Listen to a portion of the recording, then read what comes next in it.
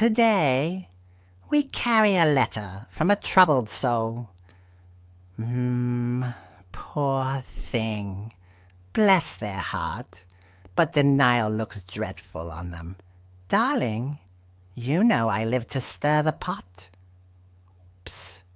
I meant guide your destiny. Oh, this is going to be simply delicious. Dear Seraiyah, I feel left out in my friend group.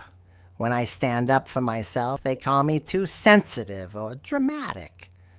I'm scared to set boundaries because I might lose them. How do you handle friends who don't respect your boundaries? A troubled soul. Some of y'all are in social prisons and calling that friendships. You hang out with people that you barely like, people that barely tolerate you. These people also drain you, but you maintain these friendships because you have a fear of abandonment and a fear of being alone. Therefore, you will stay in situations that you know you shouldn't be in just so that you can have people around you and feel like you have a sense of community. If the only way your friends are funny is by dragging you, those are not your friends. Those are insecure people, and you're the audience that they exploit in order to feel powerful. And that's because they use these jokes to basically poke holes into your confidence that your body is always in a state of survival. These are the people that you want to be friends with the rest of your life. They're basically using the classic formula that all bullies use. They insult, they laugh, and then they deflect. They will only mistreat you when you are by yourself or with other people that have the same mentality as them. And then they will throw their hands up in the air when you call them out because they've shown a different face to other people because they actually like those people. But they're just tolerating you. They barely like you because when you're not in the room, they will talk about you. Whether you count them as an enemy or not, once somebody that you consider close starts counting you as their enemy, there's nothing you can do to save the situation. Move on with your life. Because if you try to reason with them, try to get back friends with them, it will never, ever work out. Once there's any type of envy in the friend group, the friendship is done. The friendship is dead. There is no need to go back and forth about it. You need to get out of your feelings and you need to make the right decision because your life depends on it. How many times have you seen people put themselves in positions where they knew they had a bad feeling and they basically become the target of a friend group?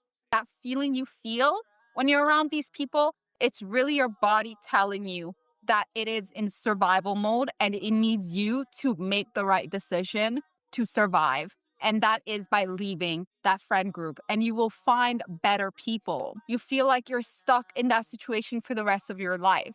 But the world is so big. And right now, the decisions that you're making is most likely because you're a product of your environment. But as you get older, you will be introduced to so many different environments, and you could be anybody you wish to be later on. So there's no need to make permanent decisions now. If you did not receive that love truly, 100%, that is not really a loss. You gave them the best that you were capable of giving. You just keep it moving and you will find other people. And that friend will spend the rest of their life looking for you in other people. A lot of people mistaken how hard it is to actually find a sincere friend. You wipe your hands and you keep it pushing. You're going to look back on that friendship and you're just going to be like, whoop, I saved myself years. I saved myself pain. I saved myself time, energy, and I gained peace. Even if I lost a friend, I gained myself. I gained my future. I gained everything that is coming for me. I gained that. In exchange, I gave up somebody that was holding me back, somebody that did not want me to advance. That is what I gave up in order to reach for my future. And that is a sacrifice that you have to be willing to make. You will have to love yourself more than you love that friend. Mostly, if that friend is not treating you right, you need to love yourself more than tolerating disrespect in order to be a part of a group. You need to love yourself more and care more about your future self, who is depending on you in order to be a vibrant, confident person later on in the future. They're depending for you to make the right decision, to be with the right people, to cut off the wrong people. You're going to give up everything that is coming your way for people who could care less about what happens to you. You're willing to sacrifice everything that is waiting for you in order for you to fit in a temporary situation. Because high school is only a little part of your whole entire life. But the decisions you make in high school, those decisions will follow you for the rest of your life. As we close, I leave you with this. A letter from my heart to yours. Dear ink, I see your heart. Heavy, quiet, wondering if you're enough. But your worth was never meant to be measured by who stays or who forgets to see you. You carry a light, quiet but constant, flickering maybe, but never gone.